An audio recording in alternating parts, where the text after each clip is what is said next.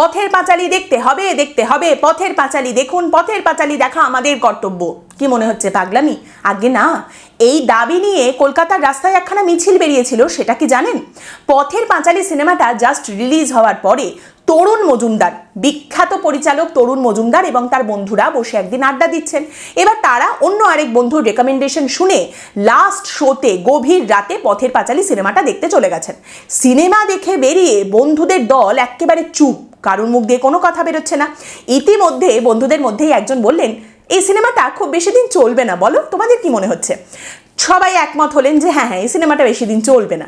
তারপরে তরুণ মজুমদার বললেন, না কিন্তু এই সিনেমাটা যদি বেশি দিন চলতো বেশ ভালো হতো। আবার সবাই একমত যে হ্যাঁ দেখলে ভালো হতো।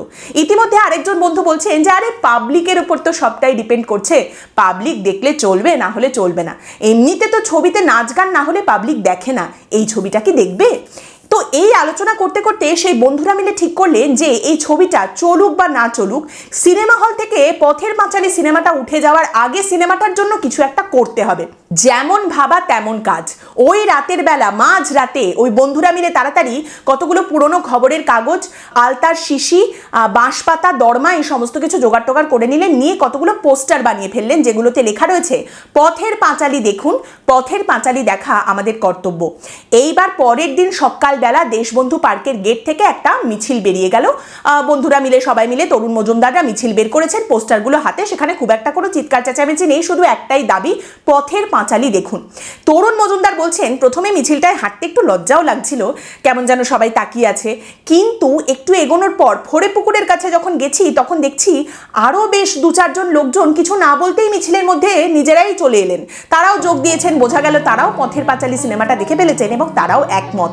এবার মিছিলটা যত এগোচ্ছে তত লোকজন আরও যুক্ত হচ্ছেন সেই মিছিলে। ফাইনালি হাতিবাগান মোড়ের কাছে এসে দেখা গেল প্রায় 50 জন রয়েছেন সেই মিছিলে তখন। এইবার তরুণ মজুমদার বলছেন, আমরা হাতিবাগানে ঠিক করলাম পোস্টারগুলো ওদের হাতে দিয়ে আমরা এবার সাইড থেকে সরে যাব, হাতিবাগানে একটা চায়ের দোকানে একটু চা খাবো।